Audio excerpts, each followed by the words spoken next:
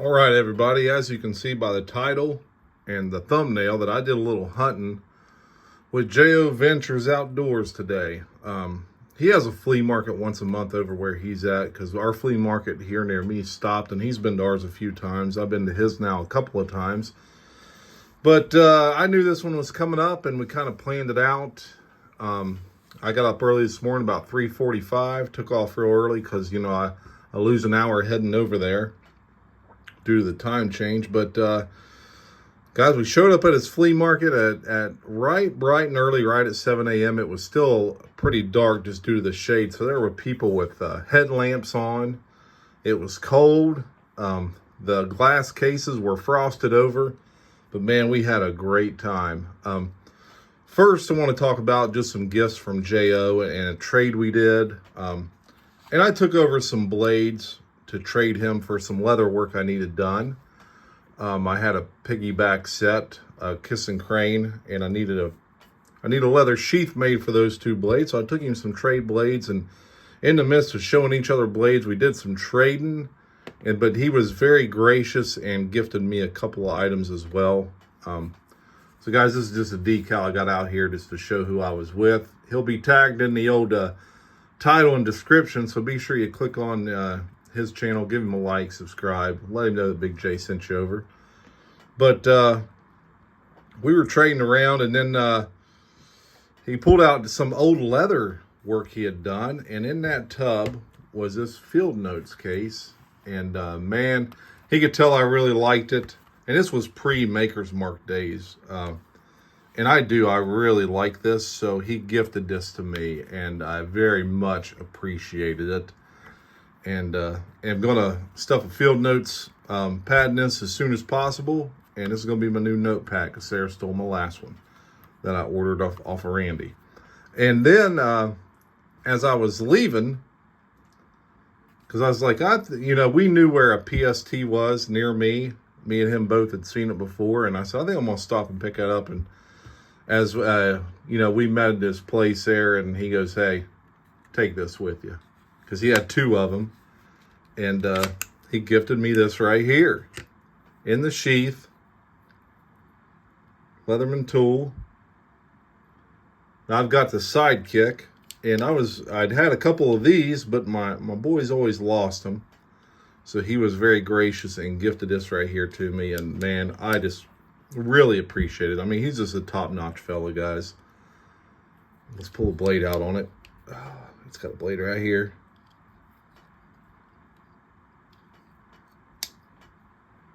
Man. Yeah, I'm just a Leatherman tool. Like I said, my boys lost 2 in a row of these, so I am very glad to have one of these back in the old arsenal. It's right along my Sidekick, so put that over there for now. And then after we traded the blades for the leather work that I needed done, and he had this right here that he had bought off my buddy Lee, and he had cleaned it up. Man, this thing looked rough when he first got it. And he was just like, man, I'd like to trade something for this. And I had a knife, and I was like, well, I'll trade you this right here. And 1978, 47 case. 1978 model. It's got 2 separated dots right there. Man, it's just a great blade. And these blades are stout, to say the least. And this spade blade is really stout. If you see they're full, they got some patina on them, but man, that just lets you know that someone actually used this thing, but it's not been whittled down. It's been pretty cared for. As you look, there's a model number, 6347 HP. I believe that stands for spay and sheep's foot, the second letter of each word. HP, I believe. I guess that's right. I don't know. Could be wrong. But this is just a great knife. Look at the bone. Look at that collar right there. So this right here is gonna be in my collection forever now. It's a knife I traded for with J.O. Ventures on. So we're gonna put that over here. We're gonna put those blades over here. Those are the ones that just got off J.O. Now the rest of these had come from us hunting all day. Like I said, we started at 7 a.m. and we we hit the flea market up. Then we hit we went back to his place and did some trading and swapping, and then we went to some antique stores and found some things. But let's talk about what we got at the.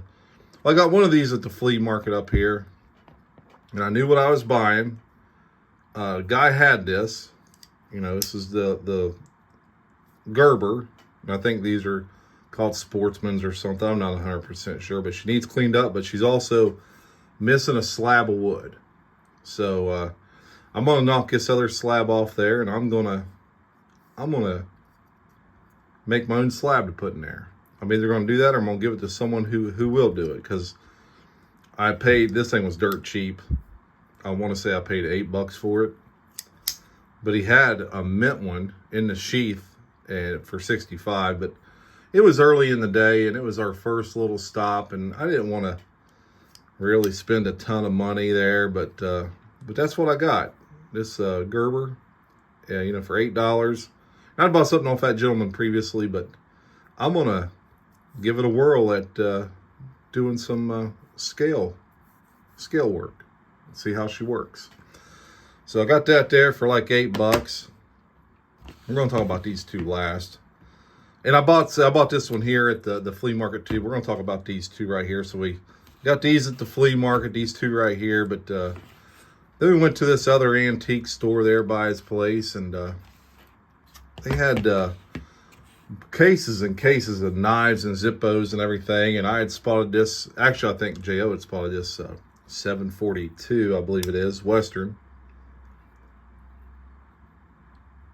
Yep, 742. She's an old one, but man, the blades are full on her. She just needs cleaned up.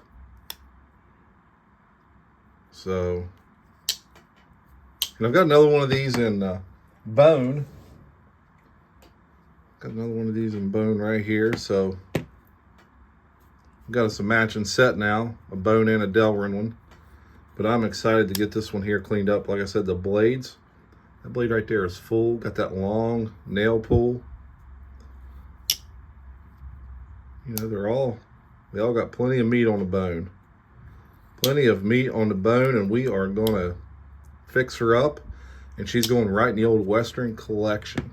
So I got that one there. Had the lady come over.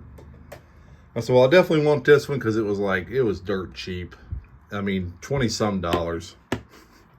So I grabbed that, and then I'd spotted a couple of these Camillus, however you want to say it, Camillus, I don't know. But these are, I think these were given to service members. And this one here, 1976. And that's the year I was born. They had a 76 and a 77. So I grabbed the 76 one. And all the tools are here and in decent shape. We got the punch. We got the big old spear point blade. We got us a screwdriver and a top lifter there. And then we got over here, we got us a, I'm going to shut this before I try to open this other one. I don't want to slice my finger. But here, well, maybe I will. Probably got to close that one. Yep. Here we got us a can opener. And both of these had like oil residue right here on the can opener. So I think these were actually used to open cans at one time of some type of lubricant or oil or something. But I just took some fingernail polish remover right now and got that a little bit cleaned up. So, but man, she is stout. She's in good shape. Well, let's just look at the blade on this thing, man. I said 1976. She is clean. Clean as a whistle. US. And I gave, I think that was $25. So at that store I'd spent, I think right around $50, 55 with tax, I think it was. So 55 with tax. So let's go back to what else I got at the flea market. Now we had made our way all the way down through the flea market, and then I was like, we'll go back up to the top because people were still pulling stuff out of their vehicles, and because they were cold, you know, they come out and work a little bit, get in their car and warm up, and went all the way back to the top. And this older fella had a couple of cases and had buck knives in it and some westerns and just different stuff. But I'd seen this right here. And I was like, I want to see what's in that sheath. So he opened it up and pulled it out. I could tell right away it's a 112. Right. When we open her up, she's a 3-dot. She's a 3-dot 112. I don't know how well that's going to show up there with the lighting and whatnot. Hopefully it does. I don't know if it will, but again, I can't really see much. But no nail nick. Pristine condition. I mean, it looks like this side right here sat under the light for many years because it's a little faded in this one here. So I'll try to put some oil on this side, see if she'll darken up. But she's dead square right down the center. Solid lockup, no blade play, just a big, blocky, beefy 112 from, and I'm no genius on these, and you know, you can try to research all you want. It's even got some polishing compound down here. But I'd say this is what, 80 to 82, I don't know. You guys tell me. Tell me what year these 3 dots were put out. Put it in the comments down there. But he had this.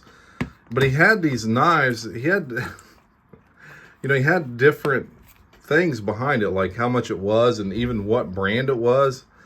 I forget what was actually this was labeled as behind it, but we knew it wasn't a whatever it said. And then he's like, well, what price do I have on it? I said, well, it says $49. And he goes, well, I don't think I put that price on there. I was like, well, I don't know. I just picked it up. It says 40. He said, well, show me. And I flipped it over and it said $49. And he goes, well, you know, I'd probably take that for it. And I was like, well, I'll give you $45. And we cut the deal right there at $45. And that's what I got for $45. A 3-dot 112. Just a pristine knife. Look how good a shape that. I don't know if that has been sent back to Buck for their forever warranty or spa service or whatever it's called, but man, that is in great shape. That is in just impeccable shape, and that's going to go in my 112 collection because I got tons of them. So we'll put that down. Again, we hit the flea market. I got these two. Then we hit an antique store, and I got this one. And then he's like, you know, I don't know, but there's an antique store south of here. We can drive separate vehicles. From there, you can drive a little bit south, get on the interstate, and head back home. And I was like, let's do it. So we got in separate vehicles and went down to another antique store. I even forget the little town it was in, but man, I had seen this right here. Western Patent Pending USA. So I knew exactly what it was when I seen it in the case. But the price was high. The price was very high. Now this is the Western boot knife, the 77, stainless. It's J, so it is a 1986 model because that J represents, they start at A in 77, so that makes it 1986. It has a little gouge here. Someone has actually like put this in their boot or in something and carried this thing at one time. And I told the lady that, and she goes, well, it's a boot knife. Aren't they supposed to use it? I said, yeah, but I said, most people don't. So, you know, the edge definitely needs tuned up on it, which I'll be able to do that real easy. And I'm not really going to mess with it because I'm not going to worry about sanding this wood and stuff like that. I'm going to leave it as it is, but I am going to put a nice crisp edge on this thing. Sheath's in decent condition. You know, it just is what it is. It's that. And I guess, I don't know about putting that in my boot and riding it in my boot like that, but it seemed like it would be very comfortable. But I'd always wanted one of these. I'd seen it up there, and I'm like, well, I want it. And me and Jo went and looked a little bit. We looked around, and I was back in the room talking to him, and I was like, I got my plan. They want this. I'm going to offer this. He goes, well, they'll have to call. And I'm like, then if they don't want to, they don't want to. If they do, I'll just risk it. Sorry, I got to get some water. Look at that, Blaine's Farm and Fleet, boys. So I went up there and told her, I was like, listen, I don't want to offend anybody, but the price on this is high. I was like, and I'll offer this. I offered $30 less, hoping they would meet me somewhere closer in the middle. And she goes, man, last time I called this guy, he yelled at me. I was like, if you don't want to call him, you don't have to. I said, like, I don't want to put you in that position. She said, well, let me look on the computer. She looked on the computer and she goes, well, I can call if it's over a certain amount. And I was like, well, if you would, tell him I'll give him this cash. And so she called him and she hung up and she goes, he won't do that, but he'll meet you halfway. So I got this thing for $15 off what they wanted. And I'm pretty pleased with it. I have always wanted one. Now I have it in my Western collection. And it'll be great. So guys, this is what I got. Again, it was a great day with a great guy. J.O. is just top notch. If you guys have ever watched his channel, you kind of know he is a very down to earth, very wholesome person. You know, he does a lot for the knife community. He's done a lot for me. You know, I do give him a lot of business. I try to put him to work, and you know, as you look, I got all these slips from J.O. and you know, there's one there. There's another one. You know, there's another one. You know, I love his slips. I love the work he does. You know, he's a great person, and we do a lot of knife shopping together when we can. We're fairly close to one another. It's like 90 minutes, but we skip time zones, so we make it happen. So guys, this is my haul for the day. Again, if anyone can tell me what year the 3.112 falls in, I could probably look it up, but honestly, it is almost 5 o'clock on a Sunday afternoon, and I'm right in the middle of trying to prep my meals for the week, so I'm not gonna have time to do it. So like, subscribe, leave me a comment, let me know what you think, and be sure you go over and watch J.O. Ventures Outdoors and subscribe to his channel. All right, guys, have a good day.